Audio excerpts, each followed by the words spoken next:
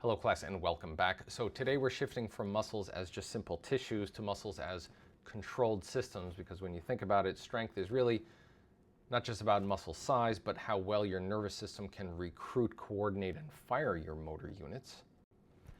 So in this review, we're going to start out with some basic stuff like motor units and the Henneman size principle, which are like level 1 and level 2 understanding, and then progressively move up. Things like rate of force development, neural fatigue, things you see here on screen, changes in motor control. If you're in my anatomy class, by the way, this lecture is going to be quite relevant and might actually be a good review for you as well. Again, we're using Bloom's taxonomy as usual, going up the pyramid. Now, I've been simplifying it in recent videos by starting with level 1 and level 2 and moving up, but your exams really are going to bounce around with questions mixed up. So this video is going to return to that original style and more closely mimic your test taking and actually what happens in the real world. So let's get started. Question 1, this is essentially an anatomy question here. During a maximal voluntary contraction, why does force eventually plateau despite increased effort? Is it that all motor units are recruited, muscle spindles inhibit contraction, Golgi tendon organs fully shut down the muscle, blood flow stops, or gamma neurons fatigue?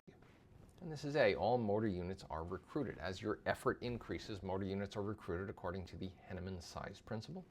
Once all available motor units are activated, your force plateaus, not because your effort stops, because neural recruitment capacity has been reached. Question 2, a motor unit consists of one muscle fiber and one tendon, a motor neuron and the fibers it innervates, all neurons controlling a muscle spindle and an alpha motor neuron, or a reflex arc. And this one is B. The motor unit is the foundational unit of neuromuscular control and determines basically how force is graded during movement. You start out with one motor unit and progressively recruit more as you go.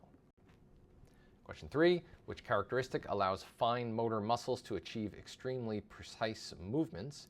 Is it A, large motor units, B, high fast twitch percentage, C, many small motor units, D, high tendon stiffness, or E, increased reflex activity?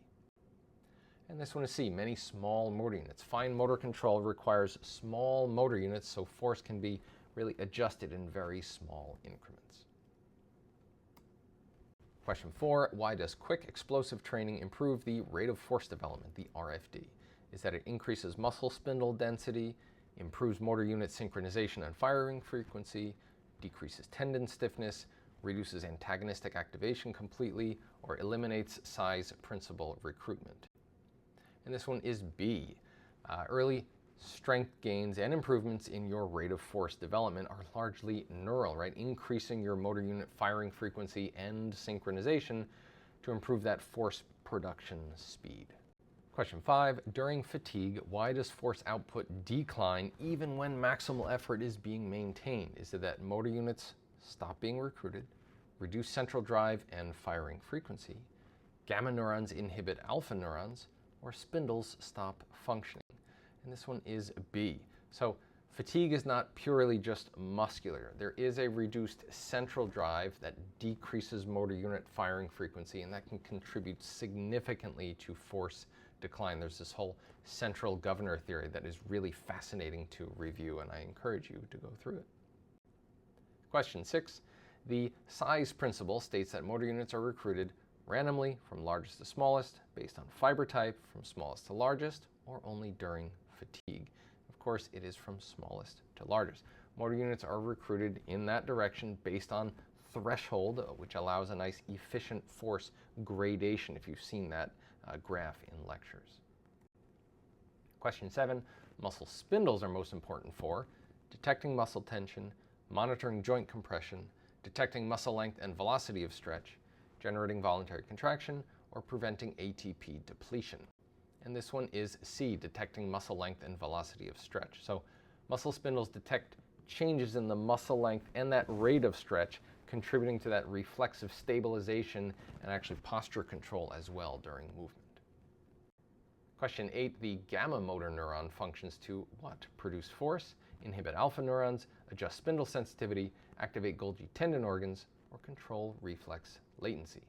This one is C, adjust the spindle sensitivity. Gamma motor neurons maintain your spindle sensitivity during muscle shortening so that proprioceptive feedback remains.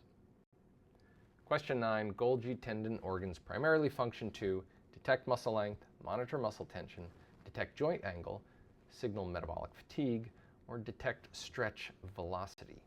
And Golgi tendon organs detect tension and can modulate force production through that inhibitory feedback, which contributes to your protective mechanisms, so it monitors your overall muscle tension. And the last one, the patellar tendon reflex demonstrates which physiological principle? Polysynaptic inhibition, monosynaptic stretch reflex, cortical motor planning, or pain withdrawal response. And this one is C, your monosynaptic stretch reflex, right? The patellar reflex is your classic stretch reflex response, basically illustrating spinal level only control. That's it. Hope you got something out of it. See you in the next video.